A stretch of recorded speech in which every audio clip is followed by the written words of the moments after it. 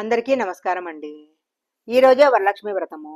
వరలక్ష్మి వ్రతం చేసుకోవాలనుకునేవారు కొన్ని పనులు తప్పకుండా చేయాలి. అయితే కొన్ని పనులు చేసినట్లయితే అనేక దుష్ఫలితాలు కలుగుతాయి.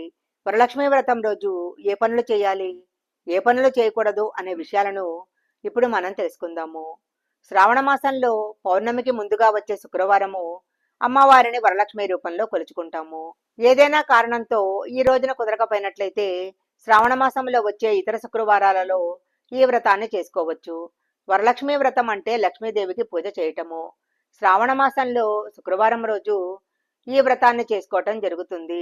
వరలక్ష్మి వ్రతానికి ముందు రోజు ఇంటిని పూజా గదిని శుభ్రం చేసుకోవాలి. ఇంటి గుమ్మాలకు పసుపు కుంకాలు రాసుకోవాలి. పూజ జరిగే రోజున ఉదయమే నిద్రలేచి తలస్నానం చేసి ఇంటిని మామిడాకుల తోరణాలతో అలంకరించుకోవాలి.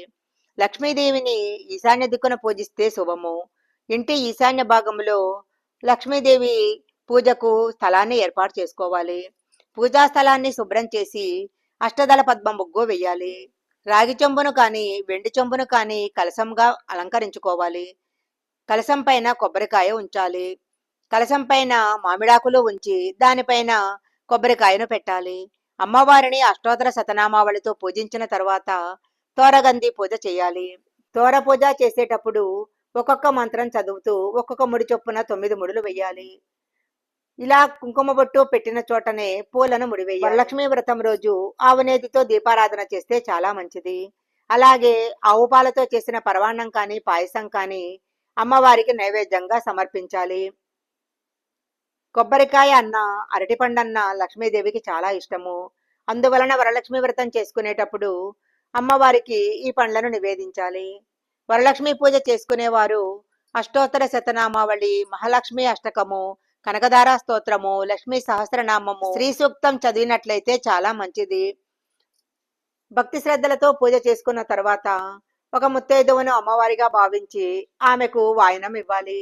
వరలక్ష్మి వ్రతం చేసుకునే రోజు ఇంట్లో శాకాహారాన్ని మాత్రమే భుజించాలి. శుక్రవారం రోజు ఎట్టి పరిస్థితుల్లో అమ్మవారికి ఉద్వాసన చెప్పకూడదు.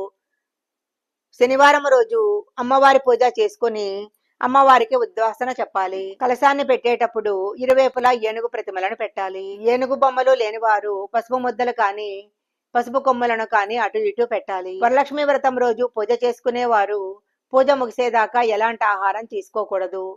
వరలక్ష్మి వ్రతం చేసుకునే రోజున సూర్యోదయానికంటే ముందే నిద్ర లేవాలి. సూర్యోదయం తర్వాత నిద్ర లేవకూడదు.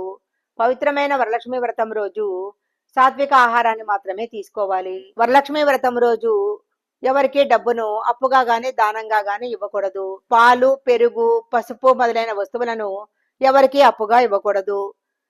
సాయంకాల సమయంలో ఇంట్లో ఉన్న ఎవరూ కూడా నిద్రపోకూడదు. శుక్రవారం వరలక్ష్మి వ్రతం రోజు సాయంకాల సమయంలో ఇంటి ప్రధాన ద్వారానికి 2 వైపులా ఆవునేతితో దీపాన్ని వెలిగించాలి. వరలక్ష్మి వ్రతం రోజు తప్పకుండా తులసి పూజ చేసుకోవాలి. తులసి చెట్టు ఎక్కడ ఉంటే లక్ష్మీదేవి అక్కడే కొలువై ఉంటుంది.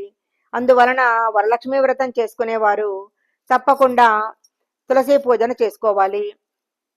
తులసి చెట్టు ముందు ఆవునేతితో దీపారాధన చేసి తులసి చెట్టుకు ప్రదక్షిణాలు చేసినట్లయితే లక్ష్మీదేవి యొక్క అనుగ్రహం తప్పకుండా కలుగుతుంది. శుక్రవారం రోజు సాయంకాల సమయంలో వీధి తలుపులను మూసివేయకూడదు. తప్పకుండా తెరిచి ఉంచాలి. అదే సమయంలో పెరటి వైపు తలుపులను మూసివేయాలి, తెరిచి ఉంచకూడదు. ఆ తలుపులు గనక తెరిచి ఉంచినట్లయితే ఇంట్లోకి జ్యేష్ఠాదేవి ప్రవేశిస్తుంది. ఈ వీడియోలో చెప్పిన విధంగా ఈ నియమాలు పాటించినట్లయితే వరలక్ష్మీదేవి యొక్క అనుగ్రహం తప్పకుండా కలుగుతుంది. ఈ వీడియో కనుక మీకు నచ్చినట్లయితే లైక్ చేయండి, షేర్ చేయండి.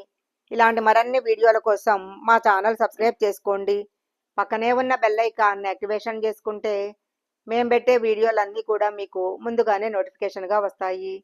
మరొక మంచి వీడియోతో మళ్ళీ కలుసుకుందాం.